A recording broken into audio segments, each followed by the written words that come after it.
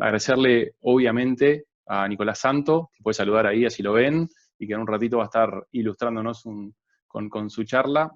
Le voy a decir el nombre textual, así no le erro. Nuevas dinámicas globales, China, Estados Unidos y el futuro de América Latina en el mundo post-COVID-19. Quiero agradecer a dos sponsors nuestros que tenemos que nos vienen acompañando hace mucho tiempo, que son Scotiabank y Movistar, que nos acompañan para poder aportar la actividad que tenemos, la estructura que tenemos y poder realizar cada una de nuestras actividades. Nico Santo. Nicolás es autor de Un tango con el dragón. La verdad me encantó el autor, confieso. Un uruguayo en el gobierno chino y el ascenso de una potencia global desde adentro. Editado por Penguin Random House. Después van a ver en el chat que vamos a dejar la información de la editorial y también de, no sé si es un blog, después Nico nos contará bien, para que puedan ver más información más allá de lo que Nico nos comparta en el día de hoy. Especialista en promoción de inversiones y ha asesorado gobiernos, empresas y organismos internacionales en la materia. Cuenta con una maestría otorgada en la Universidad Tsinghua y fue visiting scholar en Harvard Law School. Actualmente está radicado en San Francisco, California, pasando mucho más calor que nosotros, y le cedo la palabra para que nos ilustre. Muchas gracias, Nico, en serio. Bueno, muchas gracias, Javier, por la generosa presentación y bueno, como les dije con anterioridad, felicitaciones por el trabajo que están haciendo desde AGE. Creo que en un país como Uruguay ser joven es difícil y ser empresario también, así que reunir las dos condiciones de jóvenes empresarios creo que es un desafío doble. Y realmente he seguido por las redes sociales algo del trabajo que hacen y me parece muy valioso, así que felicitaciones por eso y a seguir adelante con todas. Actividades como esta ronda de negocios Uruguay-Argentina que acabas de mencionar creo que son muy valiosas para los miembros y como te adelanté en la previa, me voy a estar uniendo como miembro de AGE en las próximas semanas, así que vamos a estar aportando nuestro granito de arena desde acá. Bueno, antes que nada me gustaría contarles cómo surgió la idea de esta charla. Recibí hace unas semanas el llamado de uno de los directivos de AGE, Marcelo Verdecchia, invitándome a exponer hoy ante los miembros. Marcelo Verdecchia, que además es mi primo, para hacerles el full disclosure, y que junto con Martín Verdecchia, otro de mis primos, son miembros activos de AGE. Pero bueno, espero que ese no haya sido el motivo de la invitación. Así que muchas gracias realmente por eso.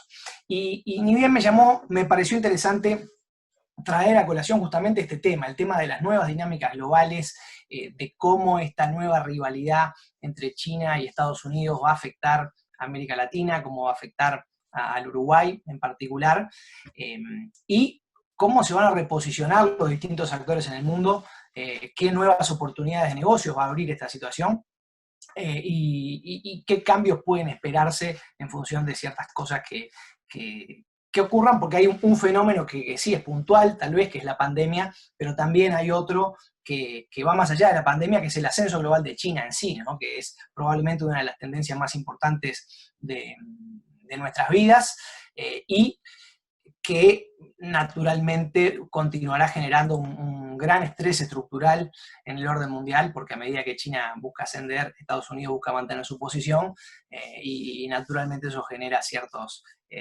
tensiones.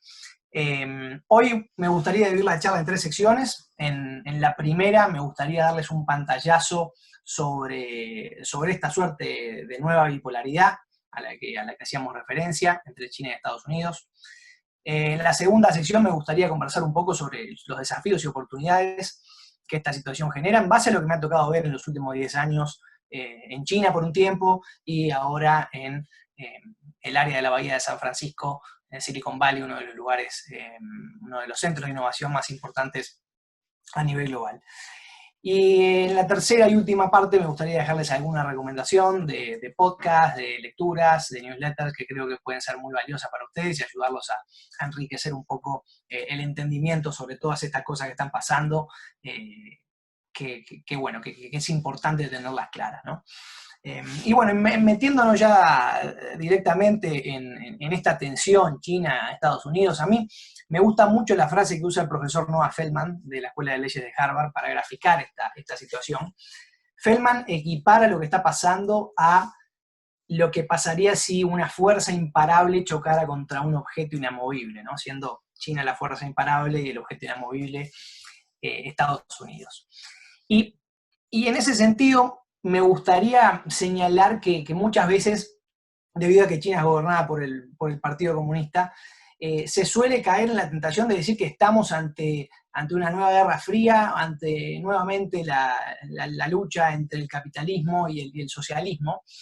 Pero a mí me gusta mucho la visión que tiene sobre este tema el economista serbio-americano Branko Milanovic, quien dice lo siguiente, dice, esto en realidad no es una lucha como en el siglo XX entre el capitalismo y el comunismo, esto es una lucha por el futuro del capitalismo entre dos tipos de capitalismo. El capitalismo liberal, por un lado, y que tiene a Estados Unidos como principal embanderado, y el capitalismo político, que tiene a China como embanderado y es una suerte de capitalismo de Estado. El capitalismo liberal, obviamente, como les decíamos, es el que está en Estados Unidos, en la mayoría de los países occidentales, en algunos países asiáticos, en India, en Indonesia. Es un capitalismo en el que el sector privado juega un papel fundamental. Es un capitalismo en el que la promesa es que si uno se prepara, si uno trabaja duro e innova, puede salir adelante. Es un capitalismo que se basa en dos pilares, la democracia y el Estado de Derecho, pero es un capitalismo que tiene un gran riesgo intrínseco, que es la desigualdad que genera y el hecho de que básicamente los ganadores terminen siendo siempre los mismos, ¿no? Es un capitalismo en el que especialmente en los últimos años la movilidad social ascendente se ha enlentecido y se ha tornado más difícil, y justamente por esa razón hoy vemos que en Estados Unidos surgen figuras como Bernie Sanders, como Elizabeth Warren, como Alexandria Ocasio-Cortez, que ganan adeptos y que su discurso resuena en la población por estas razones que les estábamos diciendo. Por el otro lado tenemos el capitalismo político, con China como principal exponente, pero no el único. Vietnam, Rusia en cierta medida, Singapur son ejemplos. Y la promesa que hace este capitalismo es básicamente que el sistema va a garantizar crecimiento económico, va a garantizar estabilidad, va a garantizar prosperidad para la población, a cambio de dos cosas. Uno, menores libertades civiles y políticas, y dos, una mayor autonomía para las élites gobernantes, que suelen ser élites tecnócratas. Es un Estado en el que, por decirlo con una expresión bastante uruguaya, lo político está por encima de lo jurídico. Es una expresión, un Estado en el que las leyes se aplican arbitrariamente y según convenga. Y es un Estado que, según este economista al que hacía referencia, Branko Milanovic, la corrupción es prácticamente parte integral de este sistema y no una anomalía. Ahora, uno quiere comparar estos dos sistemas a veces para ver cuál funciona mejor, cuál funciona peor, y les quiero dar un dato que justamente está en uno de esos trabajos que este economista publica. En el año 1970, Occidente producía el 56% de la riqueza mundial y Asia producía el 19% de la riqueza mundial.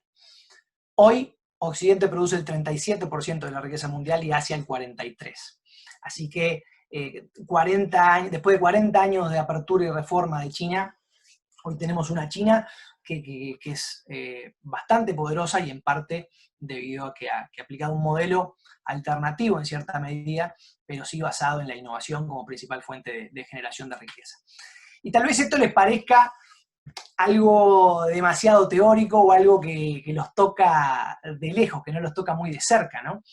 Pero si se fijan lo que está ocurriendo en Argentina, sin ir más lejos, con la expropiación de Vicentín alimentaria, si indagan un poco en el plan de negocios del gobierno argentino para este proyecto, básicamente se trata de replicar o generar una contraparte en Argentina de lo que Costco, el gigante que compra granos y otro tipo de alimentos en China, es en China, ¿no? Hay algunos artículos, de hecho, que analizan este tema en detalle, ¿no? Y básicamente lo que el gobierno argentino estaría buscando con esta nueva expropiación sería generar una empresa estatal en el sector agropecuario para poder después llevar adelante negociaciones Estado a Estado con China. Así que el tema es bastante menos teórico de lo que parece. Esta nueva empresa con vocación, este COFCO con vocación exportadora que quiere generar Argentina, creo que es un ejemplo de lo que les estoy diciendo. Y bueno, como les comentaba antes, la pandemia, más allá de ser circunstancial, ha acelerado algunas tendencias que ya estaban presentes, ¿no? Una de esas tendencias es que China se ha tornado más nacionalista. China está dispuesta a mostrar el músculo a nivel internacional de una manera en que no lo hacía antes. Y si ustedes creen que lo hemos visto todo, esperen al año que viene, porque el año que viene el Partido Comunista Chino cumple 100 años, un partido comunista que tiene 92 millones de miembros y que en un momento en el que el orgullo chino está siendo atacado en cierta medida por todas las acusaciones de origen del virus y demás, indudablemente va a querer tener una actitud más asertiva a nivel internacional, ¿no? Ya lo vemos como en Hong Kong China está apretando las clavijas, ya vemos cómo se generan conflictos con otras naciones como Australia, con India, en estas escaramuzas que se han generado en la frontera. Con Australia en particular se generó un conflicto por el hecho de que Australia fue bastante proactiva a la hora de pedir una investigación sobre el origen del coronavirus. Problemas que después terminan generando a su vez otros problemas para exportadores australianos, en este caso exportadores de carne, que si bien China no lo reconoce abiertamente, la razón por la cual suspende las habilitaciones a ciertas plantas australianas es por esto que ha ocurrido. Y ni que hablar todas las tensiones que se dan en el mar del sur de China con naciones más pequeñas, ¿no? Vemos una China también que busca activamente aumentar su poder blanco, su soft power, y esto lo vemos en distintos casos, ¿no? Es decir, la diplomacia media, como se le ha dado en llamar a todas estas donaciones que gobiernos y empresas chinas están realizando a países latinoamericanos, el rol protagónico que básicamente Xi Jinping está asumiendo en la Organización Mundial de la Salud, ni que hablar ahora que Estados Unidos formalmente comunicó su retiro. Xi Jinping, que en un discurso rimbombante anunció que si China descubre una vacuna que funcione contra el COVID, va a convertirla en un bien público global. Así que vemos, en definitiva, una China que viene envalentonada y un Estados Unidos que está dividido por luchas internas que parecen no tener un fin en el corto plazo, ¿no? Miren, yo no quiero tomar posición aquí por un lado ni por el otro, pero yo miro los hechos, y los hechos nos dicen que en materia de gestión de la pandemia, China le ha dado una paliza a los países occidentales. Pero no solamente le ha dado una paliza, sino que les dio vuelta al partido. Si ustedes se acuerdan lo que ocurría en enero, cuando esto recién empezaba, y veíamos los videos de los drones vigilando complejos de apartamentos en China, y la gente que caía por las calles y demás, jamás pensamos que eso podría ocurrir en Occidente. Y la realidad es que hoy no solo ocurrió en Occidente, sino que ocurrió varias veces peor que lo que terminó pasando en China. Así que en ese sentido China viene envalentonada, porque además China es, como dice un libro que anda por la vuelta, la burbuja que nunca explota, ¿no? El canciller Wang Yi hace unos años dijo una frase muy interesante: se han formulado cientos de teorías sobre el colapso de China, pero por ahora lo único que ha colapsado son esas teorías. Así que estas son cosas que tenemos que tener en cuenta. Y para cerrar esta primera sección me gustaría dejarlos con dos frases que nos invitan a la reflexión. Una de ellas de Vijay Gokhale, que es el ex embajador de India en China, que dice lo siguiente: dice que contrariamente a lo que se especula, China siempre ha dicho que no busca derrocar el orden mundial actual. Y deberíamos escuchar con más atención lo que dice China. Porque a China, dice Vijay, ¿por qué China se tomaría la molestia de destruir el orden global cuando simplemente puede apropiarse de ese orden global por completo, dejándolo intacto? Y si uno ve lo que pasa en la Organización Mundial de la Salud, como les decía, en el propio Banco Interamericano de Desarrollo, en nuestro vecindario, en el que China es miembro del banco, China ha ido adquiriendo un protagonismo cada vez mayor en el mismo, hasta que el año pasado se iba a realizar la Asamblea Anual de Gobernadores en Chengdu, y Estados Unidos puso el grito en el cielo, y la consecuencia directa de todo esto es que hoy el gobierno de Trump nomina a un norteamericano por primera vez en la historia para liderar el BID, un tema no menor en el que el Uruguay y otros países latinoamericanos han tenido que tomar posición. Pero incluso en la misma infraestructura institucional global que China genera, como el Banco Asiático para la Inversión en Infraestructura, China no apunta a innovar en el sentido estructural de estas organizaciones. China básicamente utiliza modelos exitosos que han funcionado en otros organismos internacionales, como el Banco Mundial, como el Banco Asiático de Desarrollo, y los replica. Y después, por otro lado, la otra frase con lo que lo quiero dejar es una frase del presidente Julio Méndez Sanguinetti, quien dice que China no es la Unión Soviética, que es una potencia distinta porque no pretende la difusión universal de su sistema, a diferencia de la Unión Soviética que pretendía que todos fuéramos comunistas. China busca ser una especie de potencia universal comercial, dijo Sanguinetti en una entrevista hace unos días con la Gaceta de Tucumán en Argentina. Y a mí la duda que me genera aquí es que yo no sé hasta dónde el buscar difundir un sistema universalmente es opcional y hasta dónde es inevitable. De hecho, creo que ante las actuales circunstancias China no va a tener más remedio que intentar difundir su sistema, que de nuevo, no necesariamente es un sistema comunista, sino que es un sistema que ellos lo llaman economía socialista de mercado, pero que en la práctica es un capitalismo político, un capitalismo de Estado, como decíamos hace unos minutos. Entonces, frente a esta situación, ¿qué podemos hacer los países latinoamericanos? Y la verdad es que no es una decisión fácil, no, estamos en un cruce de caminos bastante complejos y hay argumentos para un lado y para el otro, ¿no? Es decir, es innegable en primer lugar que el sistema de valores de China es bastante diferente al sistema de valores que tenemos los países latinoamericanos.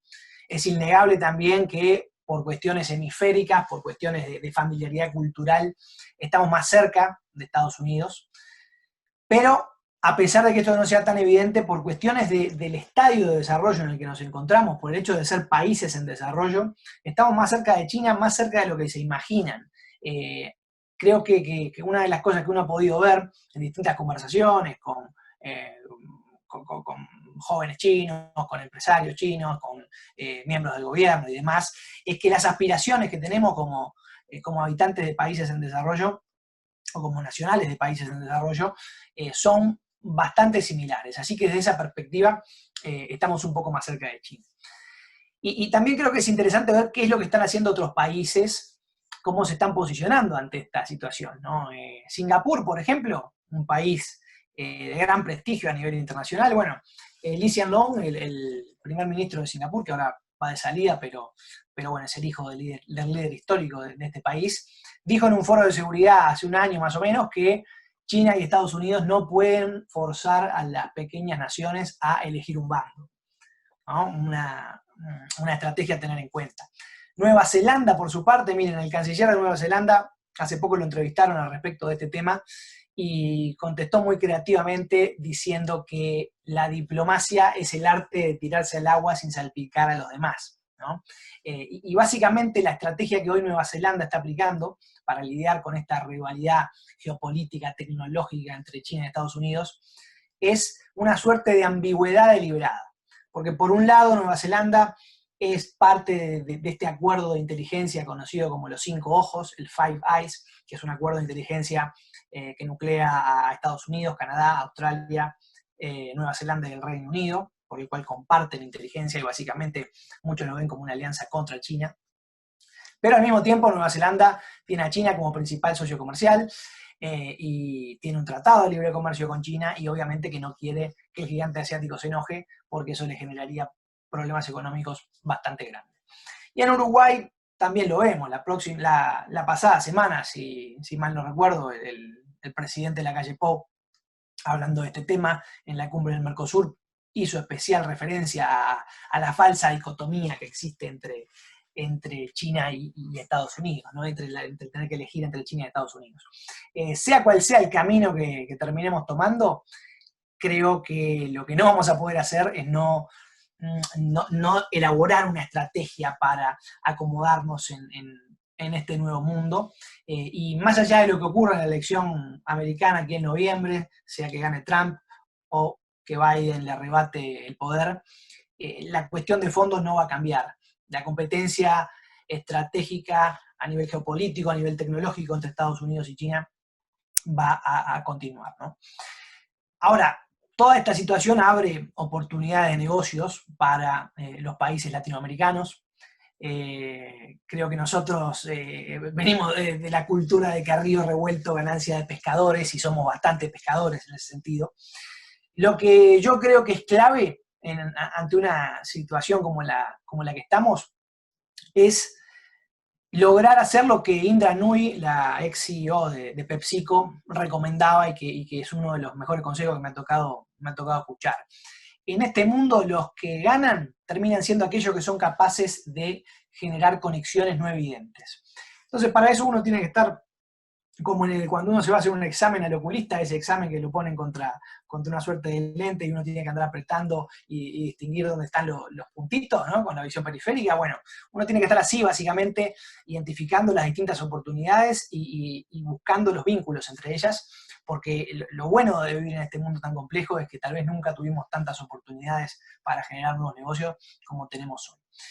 En este sentido, me gustaría recapitular un poco hacia la razón por la cual China se convirtió en potencia, que esto es algo que no podemos omitir. China se convirtió en la potencia que es hoy porque las potencias occidentales se aburguesaron y se acostumbraron a la vida fácil. Y cuando digo esto, no me refiero solo a los grandes centros de poder, sino que también me refiero a la población, al dueño de un pequeño kiosco que está acostumbrado a cerrar a las 6 de la tarde, mientras que en China están prácticamente abiertos que toda la noche, al industrial que no quiso complicarse más la vida produciendo aquí en Occidente, porque podía producir en China a la mitad del costo y dejando todos los dolores de cabeza que tiene la producción industrial de lado. Era mucho más cómodo y mucho más barato producir en China. Y el resultado era bastante bueno, porque los productos eran de calidad aceptable, porque el precio obviamente era competitivo. Podrían haber hecho lo mismo en Estados Unidos o en cualquiera de los otros países occidentales, pero no quisieron complicarse la vida. Lo que no tomaron en cuenta es que, claro, después de 40 años de ser la fábrica del mundo, el músculo industrial de China se potenció y el músculo industrial de Estados Unidos se atrofió. Y la situación llega a tal punto que Tim Cook, CEO de Apple, dice en una entrevista que le hacen hace un par de años en el Fortune Global Forum en Guangzhou, que no es que Apple produzca los iPhones en China porque es más barato. Los produce en China porque no puede producirlos en Estados Unidos. No encuentra en Estados Unidos el talento ingenieril necesario para producir esos iPhones, mientras que en China puede llenar varios campos de fútbol, como dice Tim Cook puntualmente, de ingenieros que le permitan fabricar esos iPhones. Así que eso de que el Made in China es porque producir en China es barato, se terminó. Y China, como les decía, desarrolló un músculo industrial muy fuerte que hoy básicamente se resume en la nueva estrategia industrial del gobierno chino, que es el Made in China 2025, el hecho en China 2025, que la lanzó alrededor del 2013-2014, pero que se mantuvo con un perfil bajo hasta que Estados Unidos puso sus ojos en esa estrategia. Y si uno lee hoy el documento del Departamento de Defensa en el cual se identifican a los grandes rivales geoestratégicos, geopolíticos de Estados Unidos, se hace referencia específicamente al hecho en China 2025. Esto se lo digo como antecedente porque yo creo que en América Latina cometimos un error gigantesco en la década del 2000, un momento trágico de la década de los 2000. ¿Saben cuál fue? Fue el día en el que el señor Hugo Chávez se paró en un estadio en Mar del Plata, un estadio repleto de gente, y pidiendo que le alcanzaran una pala, celebró el entierro del área de libre comercio de las Américas con la famosa frase que fue "Alca, Alca, al carajo". Yo creo que eso ¿Por qué creo que esto fue una gran tragedia para la región? No por el ALCA en sí, sino por el hecho de que mató el discurso de generar una verdadera integración en esta región fantástica que es las Américas, desde Alaska hasta Tierra del Fuego. Les digo, es decir, habiendo trabajado con el gobierno de Canadá, viviendo aquí en los Estados Unidos, habiendo recorrido varios países de la región latinoamericana, tenemos un potencial gigantesco que por no estar integrado de manera adecuada no lo estamos aprovechando. Y creo que hoy eso lo estamos sufriendo, porque si Asia logró convertirse en el continente próspero, digamos, de nuestro tiempo, es en parte porque los grandes capitales de Estados Unidos eligieron a Asia como el centro en el cual generar sus cadenas de suministro. Nosotros nos perdimos el tren de ser la base industrial de las potencias del hemisferio norte, porque el ALCA tal vez es cierto que hubiera generado a algunos perdedores a nivel regional, que no hubieran podido competir con las empresas norteamericanas y canadienses, pero lo que también es cierto es que hubiera contribuido a atraer nuevas inversiones, grandes inversiones, que son las que en definitiva permiten generar desarrollo local y desarrollo genuino, que no pudimos atraer, ¿no? Y si bien esto es un intangible y no lo podemos medir, lo que perdimos en ese sentido, trabajando en promoción de inversiones, no tengo la menor duda de que podríamos haber hecho un gran trabajo de atracción de inversiones en ese sentido. Y hoy, cuando el tren pasa otra vez, cuando las empresas estadounidenses empiezan a pensar en un reshoring a medida que se da este desacoplamiento de China, América Latina no suena como la alternativa natural, con la excepción de México. Quien suena como la alternativa natural es el sudeste asiático. Entonces creo que ahí nos estamos perdiendo una oportunidad importante por el lado de los Estados Unidos. Al mismo tiempo, no nos podemos olvidar que China es el principal socio comercial de la mayoría de los países de la región. Lo que sí tal vez tenemos que mirar con un poco más de detalle es el qué nos compra China, ¿no? Porque China básicamente nos compra materias primas, nos compra productos agropecuarios, nos compra minerales. Si Estados Unidos quisiera contrarrestar la influencia de China en la región, lo mejor que podría hacer es contribuir a generar un vecindario más próspero, a generar desarrollo genuino aquí en la región, lo que además le permitiría resolver un gran problema interno que es la inmigración ilegal. Creo que la gente no se va de sus países de origen porque quiere, la gente se va de sus países de origen porque no tiene más remedio. Y si los Estados Unidos no quieren apoyar el desarrollo hemisférico con programas de inversión genuinos, creo que no tenemos que tener ningún reparo en darle entrada a China, que en definitiva es quien nos compra, aunque claro, los márgenes de lo que China nos compra creo que también son importantes, ¿no? Es decir, porque, como les digo, principalmente productos agropecuarios, si uno mira, en el caso puntual de Uruguay, las exportaciones de software, hacia dónde van, no quiero errarle en el dato, pero hace poco escuchaba al presidente de la Cámara Uruguaya de Tecnologías de la Información decir que el 80% de las exportaciones de software del Uruguay van a Estados Unidos, ¿no? Unas exportaciones que naturalmente dejan un margen muchísimo mayor. Así que todas estas son cosas que hay que considerar en el mix a la hora de elaborar una estrategia para este nuevo mundo tan complejo. Y bueno, y hablando de software y de tecnología, les puedo decir que estando en ciertos círculos de élite en Silicon Valley, escuchando lo que se dice, les puedo asegurar con total convicción de que América Latina se ha puesto de moda en la región. Países como Colombia surgen en todas las conversaciones, en particular. Y esto en virtud de que tendencias como el trabajo remoto, el establecimiento de equipos de ingenieros distribuidos, como se les llama por aquí, se ha tornado la regla y no la excepción. Y América Latina surge en la ecuación porque a las empresas americanas ya no les gusta trabajar con ingenieros de India o de Europa del Este, porque la diferencia horaria no le permite generar tracción pareja para poder trabajar en equipo con sus equipos de ingenieros de aquí. Así que la oportunidad hoy está realmente pronta para que alguien vaya y la capture en el aire. Creo que eso es una de las grandes oportunidades que tenemos hoy como región. Y más allá de eso, creo que hay una enorme oportunidad en la creación de productos que pueden venderse directamente a los consumidores, ¿no? El D2C, como le llaman hoy, está muy de moda en los Estados Unidos y bueno, hay muchísimos casos de éxito que lo comprueban, ¿no? De hecho, hasta la propia Unilever está comenzando a vender directamente sus productos a los consumidores cortando intermediarios, ¿no? Así que el nivel de innovación que se está generando hoy a nivel industrial en ese sentido es bastante grande, ¿no? Le doy un ejemplo bien concreto.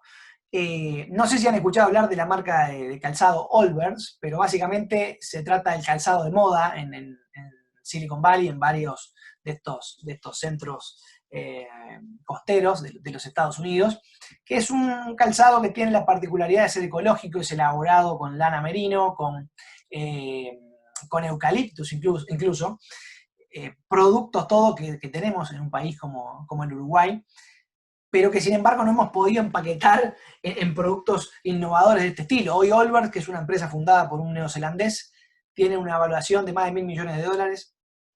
¿Y cuál es el secreto del éxito en estos casos? Es decir, ¿cómo lo hacen posible? Bueno, miren, después de estar un buen tiempo afuera, creo que hay una sola razón para el éxito de estas empresas. Y esa razón es el posicionamiento estratégico de recursos humanos de élite.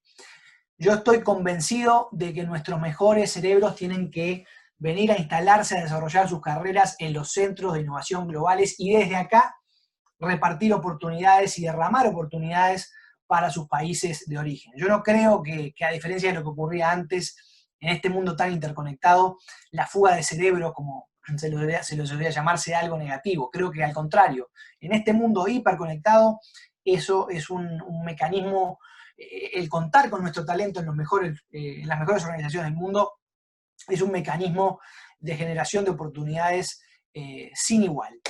Realmente estoy convencido de que nuestros mejores cerebros son nuestros cohetes y no solamente lo digo yo, si uno escucha, por ejemplo, lo que dice Kai-Fu Lee, autor del libro Superpoderes de Inteligencia Artificial, ¿no? En el que analiza cómo China y Estados Unidos compiten a nivel tecnológico.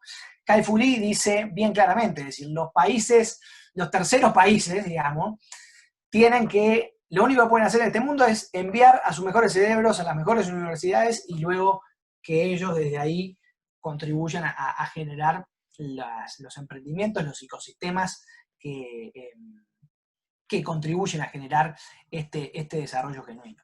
¿Y por qué les digo esto? Porque lo veo todos los días. Hace unos días hablaba con el director de una firma de Venture Capital, de capital de riesgo, que maneja más de $1.500 millones el hombre, así que algo entiende.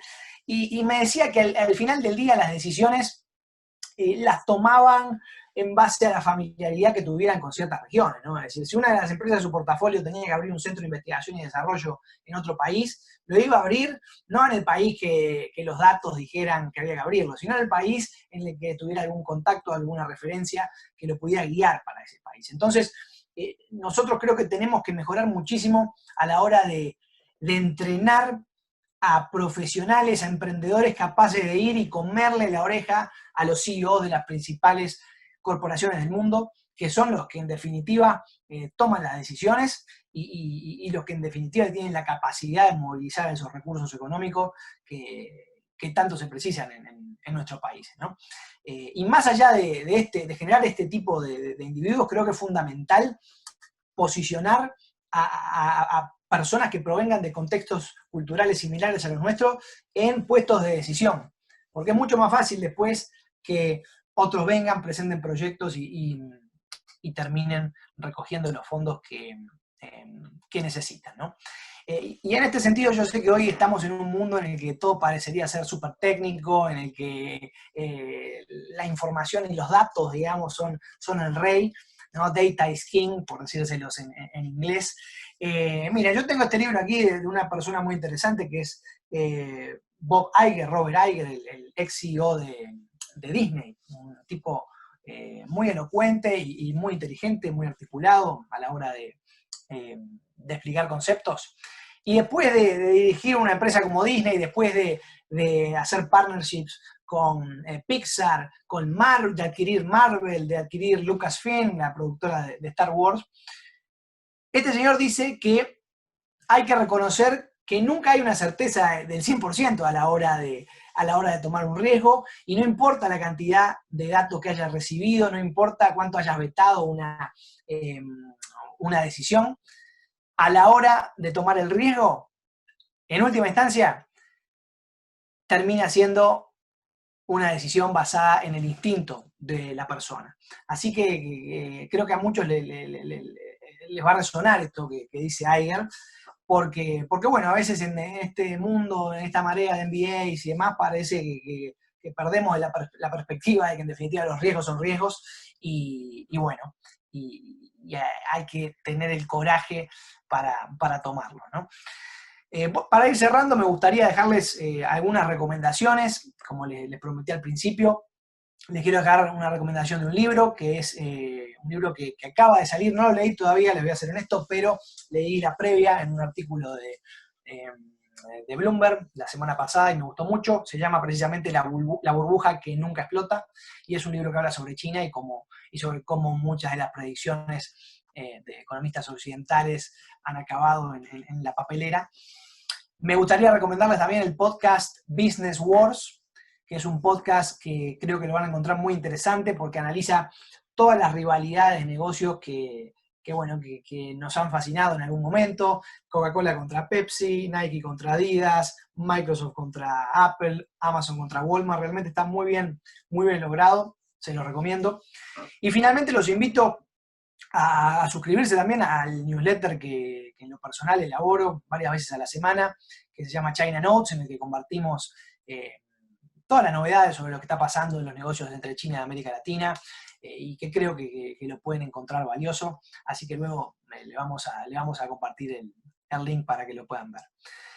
Para cerrar, me gustaría darles una estadística a la que hace referencia David Sachs, el autor del libro titulado El alma del emprendedor, porque a veces vivimos en un mundo en el que no todo es lo que parece y en el que las apariencias engañan al mismo tiempo, ¿no? Es decir, hoy alrededor del mundo se habla del emprender, ¿no? Como nunca antes. Emprendedores como Mark Zuckerberg o Elon Musk son verdaderas celebrities, pero cuando uno mira un poquito más allá de la cáscara, cuando uno escarba un poquito más y mira los datos aquí en los Estados Unidos, incluso en la cuna del emprendedurismo y demás, la realidad indica que en los últimos 20 años ha descendido el número de empresas que se crean año a año o se ha mantenido, ¿no?